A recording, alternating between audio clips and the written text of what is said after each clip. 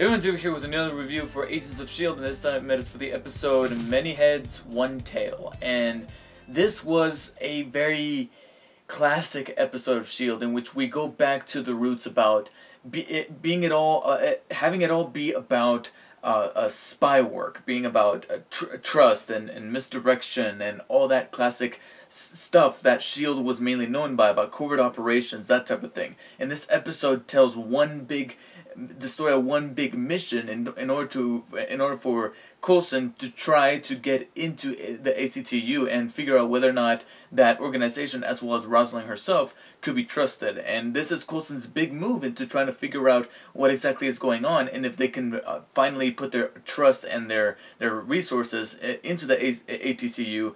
I keep mixing it up. All right, there are times where I say ACTU and there are other times where I say ATCU. I'm sure that one of those is bound to be right, so if I mix it up here and there, you guys know what I'm talking about, okay? But anyways, Coulson makes his first big move on Roslyn's division in order to figure out what exactly they're trying to do, especially after Daisy's little input about whether or not they're actually harvesting Inhumans, and Coulson himself seeing them being put into stasis, especially after the big fracas that Gardner trying to murder everybody, and the big reveal that Gardner was lashed this entire time. And one of the things that I really enjoyed about this episode was the fact that it carried that thread onwards. It didn't just drop Andrew and be like, okay, now it's going to be all about Roslyn and her division. Andrew was still a part of it, to the point where even he still had some big scenes in this episode, and they still brought back Blair Underwood to continue that thread going. And I was like, okay, that is actually cool. That's something that seems like they're putting a lot of attention and care into, and for a humongous reason, because of the big reveal that we get by the end of this episode.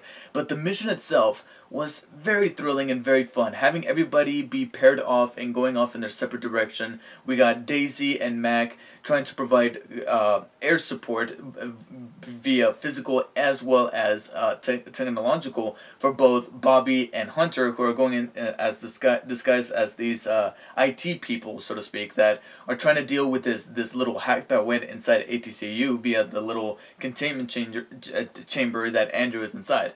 And this is all part of a plan to just trying to figure out what exactly is going down in there. And Hunter's antics as this little hipster hacker, as well as Bobby going in there and revealing what exactly is going down inside, was very fun, as well as the ending fight between them and the henchman, which is actually led by an Inhuman himself, who was able to like telekinetically control. He was almost like a Magneto. He was able to manipulate metal.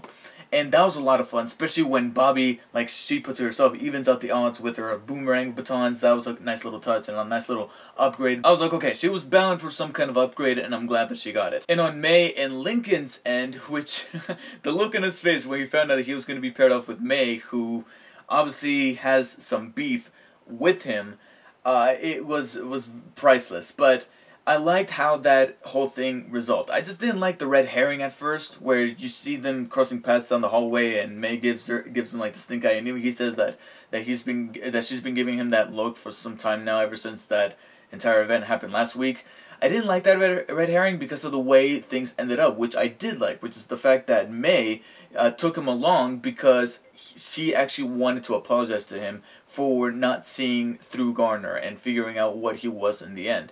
And I liked that Lincoln's response to that was not like, oh, I told you so type of attitude, but more so like, well, I appreciate that, and I'm actually going to thank you for having my back and managing to put those bullets in him, even though you didn't know. Oh, my knuckles is cracked. But like we saw in last week's episode, she put those bullets in him without knowing whether or not he was going to be able to survive it. That was a bold move for May. So Lincoln, taking notice of that, says, thank you for that, for taking charge in this situation that needed that kind of decision making.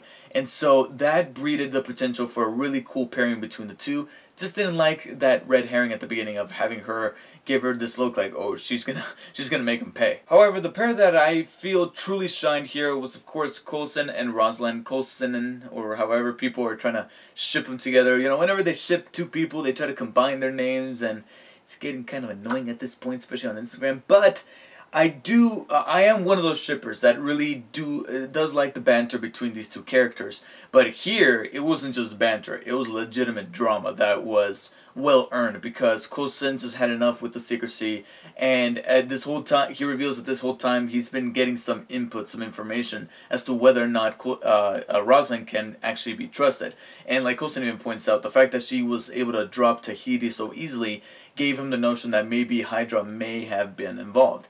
And that scene with the two of them inside of the containment unit was really well delivered by both actors. You know, it wasn't just like, it didn't feel like actual drama. It felt like two people legitimately arguing, and that's thanks to the writing as well as the acting. And these two were the most compelling out of all the pairings that we had during this entire operation. Coulson actually confronting Roslyn and trying to break her down by looking into her eyes, whether or not she's lying or not, was very interesting and very exciting to see.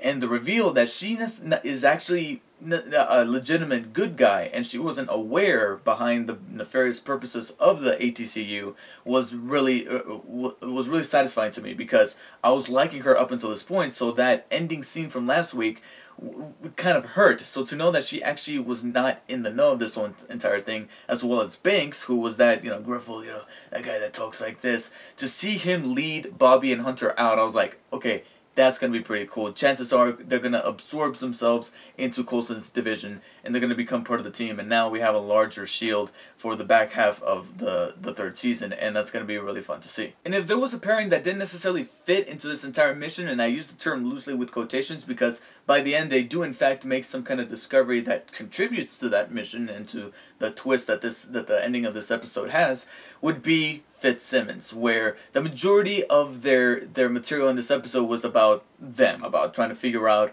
what they are, you know, in terms of how they feel about each other and whether or not they should continue with this objective to try to figure out a way back into that other dimension. But even that had a significant payoff, with the two arguing, finally coming to terms with what is going on, their drama leading up to the kiss. We finally have the FitzSimmons kiss. And what I loved about it was the fact that it wasn't even a clean one. And by that, I don't mean physically, that's gross. But I mean in the sense that they didn't just kiss and look at each other and be like, I love you too, and now they're going to instantly be together. No, those words were very evocative. We are cursed. I really like that, because it didn't end happily. They still have some conflict going on. It's just that they finally took a bold step in trying to figure out that conflict, trying to figure out what they are, instead of just dancing around it. They finally had that argument leading up to the kiss, and then from that point on, hopefully they'll talk. Now that it's kind of out in the open, I mean, they kissed at this point, they'll just be like, okay, you know, what are we? You know, just let's stop dancing around it. But fortunately, after this, they make the stunning discovery that leads to the big twist. A twist that Grant Ward himself, Brett Dalton, has been teasing for quite some time as being a Winter Soldier level type of twist. And I get that, because it's kind of the same exact twist from Winter Soldier, which would probably be my only little nitpick, because besides that, it was a good twist that was layered very well. Like, it was kind of in the makings this whole entire time, and we saw hints of that here and there, but here it kind of becomes much more in the open after following Ward throughout this episode with much more screen time than he has had in this entire season, quite frankly. I mean, he's kind of mainly been in the background as this target that Hunter has been going after along with May.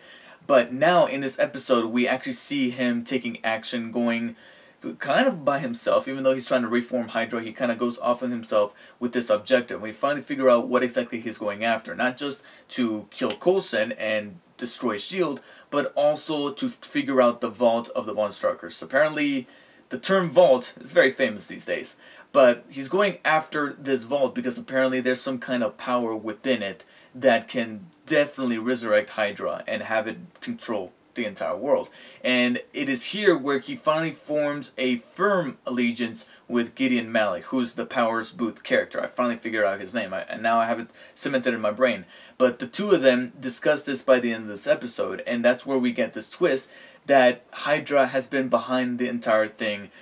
Not just the ATCU, but also the reason for why this portal is in the hands of humans in general is because apparently Inhumans is the reason for why Hydra exists this entire time. The founder of Hydra and this I guess you could say a religion, that it started off as a religion, and then Red Skull took it during the 1940s and made it into like this division of the Nazi Party, has been around since that obelisk has been existing this entire time. So in the end, it ended up being Hydra again, just to a grander, much more supernatural level, bigger than just this division of the Nazi Party. It was bigger, way bigger than that. And after Ward learns this, he forms an allegiance with Malik to try to go and fetch this guy back that has been banished to that other dimension. Chances are this other person is that death that Will kept talking about during the Simmons-centric episode. Maybe that figure that was out there that was controlling people and turning them against each other. Maybe that's what that whole thing was this entire time. The Hydra creator, and now Malik along with Ward are now trying to reach him back after learning that Simmons himself was able to come back to that portal.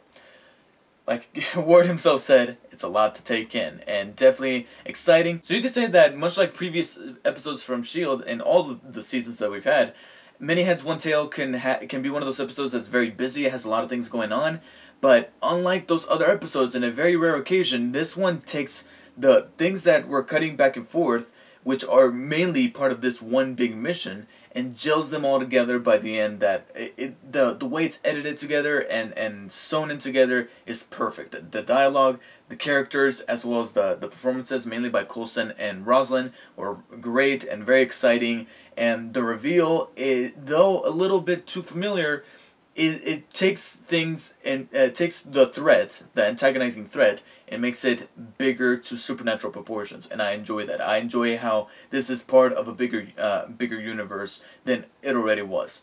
So I give Many Heads One Tail a high 8 out of 10. It was a very enjoyable episode, and it only makes it hurt just a little more that I have to wait 2 weeks for the next episode of Agents of S.H.I.E.L.D. because I believe next Tuesday they're doing, or this coming Tuesday, they're doing some kind of Thanksgiving thing. I don't know, ABC does a lot of holiday related stuff around this time, so for some strange reason I might look it up, but at the time of this recording I have no idea why. So I guess I'll see you guys in about 2 weeks when I give my review of the mid-season penultimate episode of Agents of S.H.I.E.L.D. Thank you guys for watching, and I'll see you guys next time.